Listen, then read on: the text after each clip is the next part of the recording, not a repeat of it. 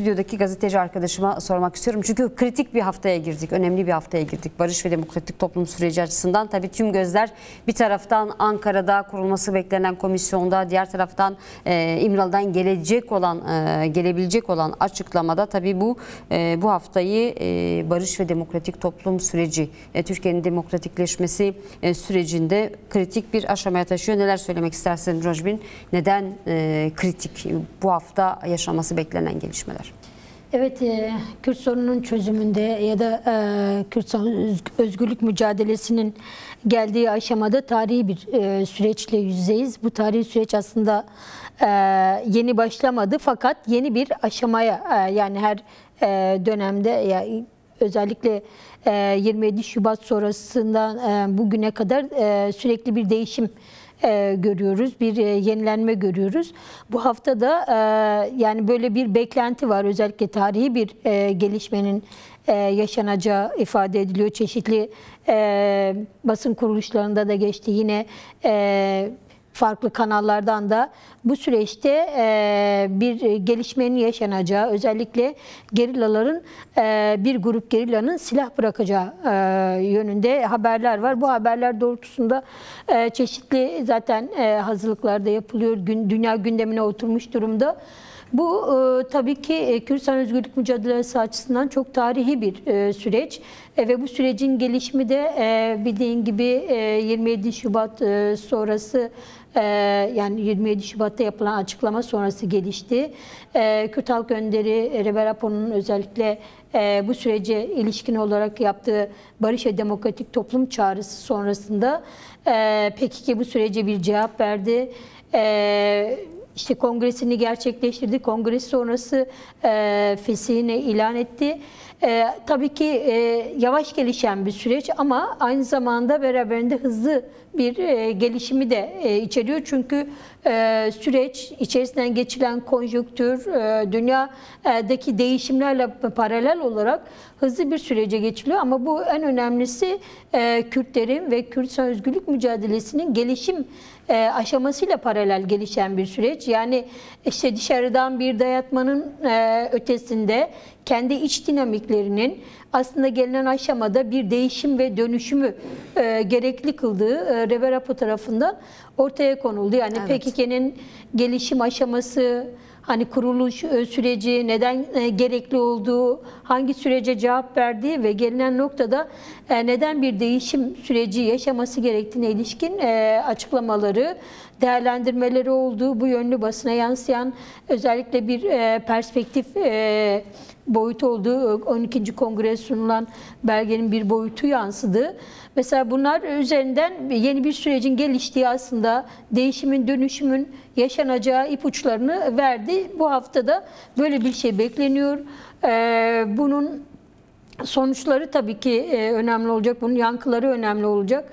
Ama yankıları kadar gelişim biçimi nasıl olacağı da çok önemli. Çünkü bir grup gerillanın böyle bir silah bırakma durumu olacağını öğrendik. Bu süreçte yani hani çok kritik bir süreç, çünkü tehlikeleri de içinde barındırıyor.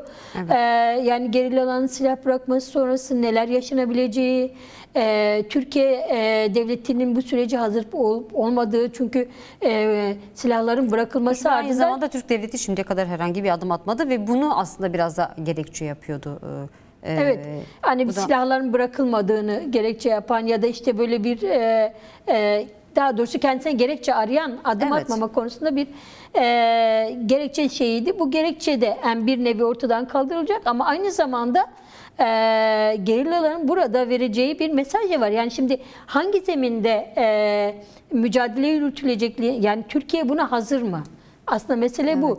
Yoksa gerillaların yani siyasal anlamdaki mücadelesi, yani silahlı olduğu kadar siyasal alandaki gücü de biliniyor. Yani bu konuda çok şey, ama hangi zeminde yapacak?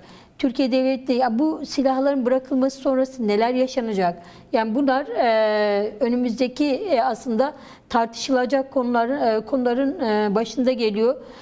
Nasıl bırakılacak, nasıl gelinecek, nerede yapılacak, bunları tartışmanın ötesinde bir de bundan sonra nasıl bir süreç gelişecek? İşte oluşturulacak komisyonda herhalde bu Peki, temelde konuşacağız. biraz... Bir sonraki turda Evet. buna da gireceğiz. Devam etmek istiyorum. Şimdi az önce konuştuk, yeni bir aşamaya giriyoruz. Beklenen meclisi bir an önce komisyonun oluşturulması.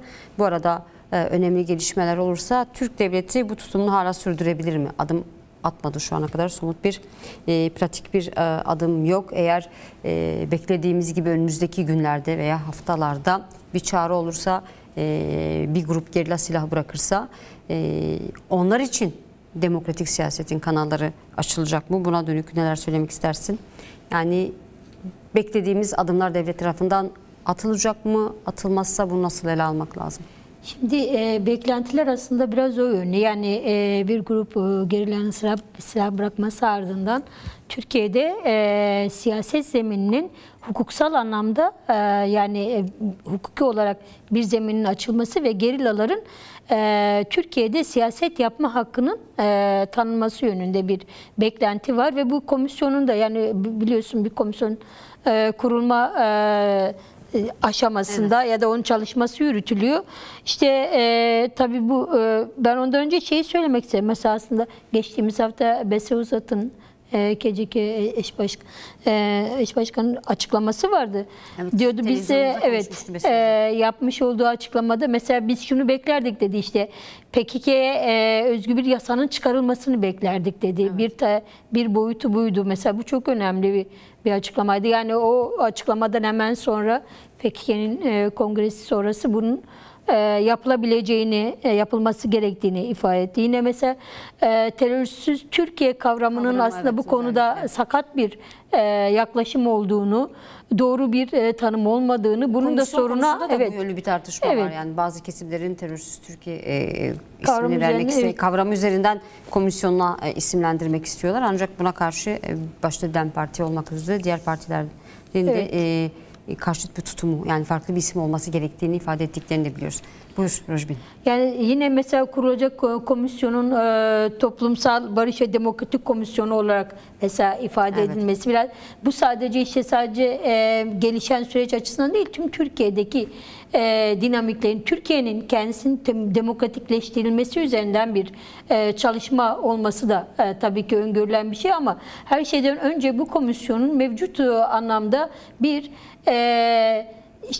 silah bırakma sonrası Türkiye zemininde siyasetin yapılması yönündeki, yani bunu yasallaştırılması, yani hukuki zemine kavuşturulması. Ama ondan önce de komisyonun hukuki bir zemine oturtulması lazım. Çünkü bu komisyona dahil olacak 35 kişi mi? Çünkü bazı kesimler CHP'nin önerisinin 35 olduğunu, 100 kişinin çok olduğu yönünde.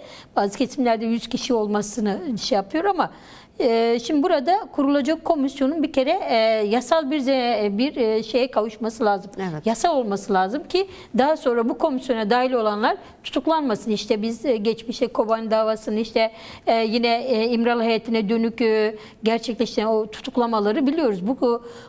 Bu tür durumların gerçekleşmemesi için ya da yaşanmaması için komisyonun yasa olması lazım bir. İkincisi, komisyonun yapacağı çok hızlı bir şekilde ele alması gerekiyor. Bu komisyonun kısa ve uzun vadede hedeflerin olması lazım. Bu kısa vadede özellikle mevcut siyasi zeminde hukuki anlamda mücadelenin yürütülebilmesi için ortamın oluşturulması lazım. Türkiye'nin demokratikleşmesi açısından her kesimin bu sürece dahil edilmesi, yani temsilini bulması gerekiyor. Bu komisyonun, yani oluşturulacak komisyonun aslında böyle bir yapısı olması lazım. Şimdi tabii bunlar tartışılan bölümler. Birçok parti öneride bulunmuş ama bazı partiler henüz tam yetiştirememiş. Bu haftanın sonunda bunun yetiştirilmesi bekleniyor. Yani hafta tamamlanmadan bunun yapılması bekleniyor. Sürecin ilerlemesi için daha sonra... Ama bu noktada şunu da sorayım. Bir heyet şu an İstanbul'da, Avrupa'dan giden 39 akademisyen, evet, sanırım 40 son olarak sayıları, Önder Apo'yla görüşmek için Asrın Hukuk Bürosu'na da başvuruda bulundular. Yani onlar aracıyla Adalet Bakanlığı'na başvuracaklar da. Şimdi sürecin yürütülme biçimine baktığımızda tabii Kürt tarafından, özellikle de Önder Apo tarafından belki de hiçbir barış sürecinde görülmemiş adımlar atıldı.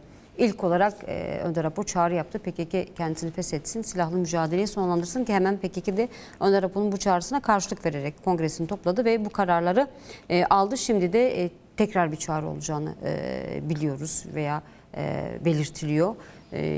Ancak Önder Apo'nun çalışma koşullarını da sormak istiyorum. Sürecin muhatabı, sürecin yürütücüsü, inisiyatifte gördüğümüz kadarıyla Önder Apo'da önemli adımlar şu ana kadar onun çağrısıyla gelişti. Bu noktada neler söylemek lazım? Onun özgür çalışır veya komisyonla görüşmek istediğini de biliyoruz. Çünkü bu sürecin ilerlemesine dönük onun da belirli bir perspektif var. Bu noktada neler olmalı Önder Apo'nun özellikle de bu süreçten sonra koşulları açısından? Tabii biz koşulların nasıl olduğunu ayrıntılı bir şekilde bilmiyoruz ama tahmin ettiğimiz boyutta var. Çünkü dışarıya ulaşan mesela diyelim ki işte bu PKK 12. Kongresi'ne sunulan perspektif vardı. Onun mesela bir zeminde yapıldığını, hazırlıkların yapıldığını biliyoruz, duyduğumuz noktalar var. Ama tam olarak hangi noktada biz bilmiyoruz. Neden? Çünkü şu ana kadar mesela hiç dışarıdan Önder Apo ile görüşme sağlanmadı. Mesela bu heyet gerçekten ne kadar görüşme sağlayabilecek, nasıl bir görüşme olacak bunu biz ayrıntılarını bilmiyoruz. Yani İmralı heyetinin dışında farklı görüşmelerin yapıldığını yani en azından yansıyan bir boyut yok. Şimdi bu yüzden biz o koşulları bilmiyoruz. Onun bir kere koşullarının düzeltilmesi, özgür çalışır koşullara kavuşturulması gerekiyor. Dışarıdan herkesin talep edilen ve Önder Apo'nun kabul ettiği herkesin görüşmesinin sağlanması lazım. Bu sürecin daha sağlıklı ilerleyebilmesi için bunun direkt olarak Önder Apo tarafından anlatılması gerekiyor halka. Evet. Bu çok önemli. Bence şu anki en büyük Kürt halkının beklentisi de aslında bu yani en önemli noktalardan bir tanesi bu. Kürt halkı böyle bir beklenti içerisinde. Yani Önder Apo'nun direkt olarak halka hitap etmesini bekliyor. Böyle bir beklenti var. Bunun gerçekleşmesi lazım. Biz yani bir beklenti de bu bence. Evet, gerillalar belki bir adım attı. Birçok noktada Önder Apo'nun çağrısına cevap verdi ama halkın beklentileri var ve bu beklentinin de bir an önce gerçekleşmesi gerektiğini düşünüyorum. Çünkü halkı ikna etmek, sürece dahil etmek, evet gerilla kadar bu halkın da bazı noktalarda iknasını gerekli kılıyor. Özellikle silah bırakma konusunda Kürt halkı çünkü Türk devletine de güvenmiyor. Türk devletine güvenmiyor. Zaten şimdiye kadar hani geçmişten yaşanan tecrübeler de var bu noktada. Özellikle mesela gerilla ailelerinin, şehit ailelerinin açıklamaları vardı. Biz önderimize güveniyoruz. Bu konuda bir sıkıntımız yok.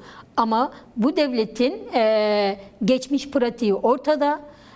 Saldırıları ortada, soykırım politikaları ortada. Bugün günlük olarak yaşadığımızda Türkiye demokrasisine vurduğu darbeler bazında da ortada. O yüzden bu güven yok. Bu güvenin de tabii ki yani %100 güven diye bir şey olmaz. Çünkü sonuçta devletlerin yapıları belli ama sonsuza kadar savaş da yürümeyeceğine göre barış zeminlerinin daha doğru, daha gerçekçi temellerde yürütülmesi gerekiyor. Peki, sana CHP'yi de soracağım az sonra yayınımızı kapatırken.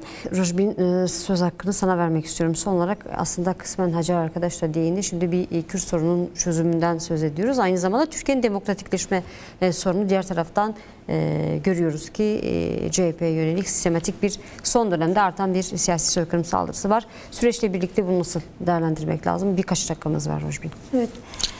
Yani CHP'ye yönelik saldırılar aslında biraz bu kayyum politikalarıyla mesela şeyler çok benzerlik içeriyor. Yani bugün işte Bahçeli'nin bu konuda açıklamaları vardı.